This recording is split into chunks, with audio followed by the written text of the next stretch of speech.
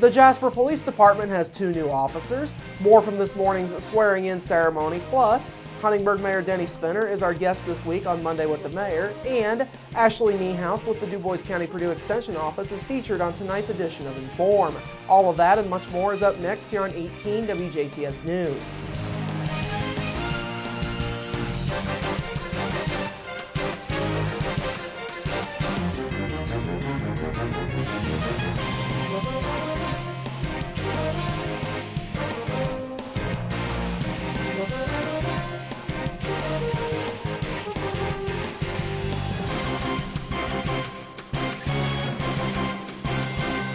Hello, I'm Bradford Raths. More on the new Jasper police officers later in our newscast, but we begin this evening with the conclusion of the manhunt that we first told you about a little less than 2 weeks ago. The search for 28-year-old Randall Kratzer Jr., who was wanted on warrants in multiple counties, including rape and sexual battery warrants in Du Bois County, ended peacefully Saturday morning. Kratzer Jr. was arrested in Chandler, that's in Wark County, at 9:30 on Saturday morning by a task force that consisted of Indiana State Police troopers and U.S. Marshals after receiving an anonymous tip on his location. According to authorities, Kratzer Jr. was taken into custody without incident.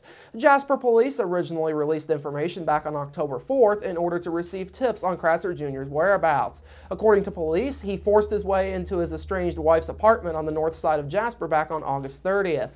He then battered and raped the woman. She was able to escape and called police from a neighboring apartment. Kratzer Jr. was lodged in the Vanderburgh County Jail for outstanding warrants in Vanderburgh County on auto theft. He will be brought to Du Bois County at a later date to answer to the rape and sexual battery charges. Jasper Police want to thank the public for tips that were received over the last week or so concerning Kratzer Jr.'s whereabouts. They also wish to thank the numerous other police departments that helped in the search. In other news this evening, a plane crash near the French Lick Airport in Orange County Friday afternoon resulted in 2 men being trapped in an ultralight plane after it became wedged in a tree. 65-year-old James Cutler of Winslow, a licensed pilot and operator of the aircraft, along with 59-year-old Richard Yaris of Corydon, were not hurt after the plane crashed into the trees just after 5 o'clock on Friday afternoon. Authorities say emergency crews spent about 20 minutes to reach them in deep woods south of the airport, while rescue efforts took an additional 4 hours. The men were talking with rescuers via cell phone as first responders worked to first stabilize the plane in the trees, then carry out a rescue with a tall Orange County REMC bucket truck to bring them safely to the ground. Authorities say it will be up to the owner of the plane to remove the aircraft from the tree. French Lick Fire Department spokesman Jason Hunt says Cutler and Yaris appeared to have no life-threatening injuries. He described the plane as an ultralight with a single engine. Hunt says the plane had taken off from the airport and was returning when it crashed. Hunt says residents of the area say they witnessed it trying to gain elevation and then it went down back into the wood line. Orange County Emergency Management Director Rick Emmerich says the men sat in the plane for about 4 hours before they were rescued. He says first responders brought in lights and had an emergency medical helicopter on standby. Orange County Sheriff's officials say the FAA was contacted and they were sent to the scene over the weekend. This crash marks the second plane crash of 2013 in our area. Earlier this year, a crop duster flown by 53-year-old John Lane of Danville, Indiana, crashed at the Huntingburg Conservation Club after it was flying low and ran into power lines. Lane had kneecaps and hips, among other bones, replaced following the injuries that he suffered in that crash, according to Huntingburg Airport manager Travis McQueen. A man who engaged in a 5-hour standoff with area police and SWAT team personnel was arrested for a second time this past Friday, less than a week after the standoff. Police took 46-year-old Brian Maringer of Hayesville into custody without incident Friday afternoon at a residence south of Huntingburg that housed a daycare. A week ago this past Saturday, Maringer was involved in a standoff with authorities after he discharged a firearm in his Hayesville home. An Indiana State Police Special Weapons and Tactics Team, or SWAT team, stormed the residence and took Maringer into custody. At that time, he was arrested on a Class D felony count for criminal recklessness. He posted bond this past Thursday. The Du Bois County Sheriff's Department says at the time of the standoff, authorities obtained a search warrant to hunt for firearms in Maringer's residence. After the search warrant was executed, the Sheriff's Department found enough probable cause to get a second search warrant to look for possible child pornography at the home. Police seized a video at the site's street residence that Maringer was living at, and with crucial assistance from the Jasper Police Department's Detective Sergeant and the Dubois County Prosecutor's Office, identified a minor child victim. Maringer faces a Class C felony count of child exploitation and a Class D felony count of voyeurism.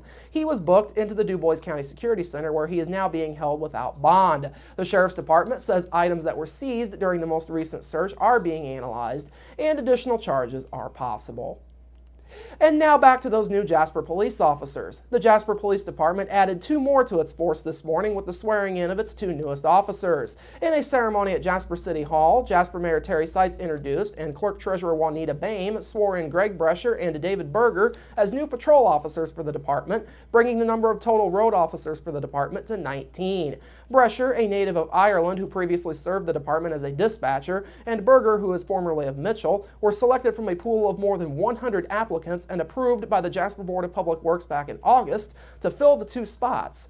Brescher is a 2003 graduate of Jasper High School. The 28-year-old received an Associate's in Science degree from Vincennes University in 2005 and has worked for the Jasper Police Department for the past 5.5 years as a dispatcher.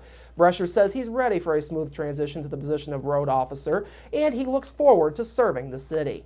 I know how the department is ran. I know, what the guys do on an everyday basis. I think the transition is going to be a smooth one for me, rather than just jumping straight into police work and not having any type of background at all. Can't wait to serve the citizens of Jasper. I grew up here my whole life. It's the people I care about. That's who I want to work for, and I can't wait to get out there. Berger, meanwhile, hails from Mitchell and graduated from Mitchell High School back in 2009. He earned a bachelor's degree in criminal justice from Indiana University last spring. He is 22 years old and most recently has worked part-time for the IU Police Department. Like Brescher, Berger is anxious to go to work. I'm always interested in anything I can do to expand my career in law enforcement, and being hired in Jasper was the first step for me, so I'm looking forward to it.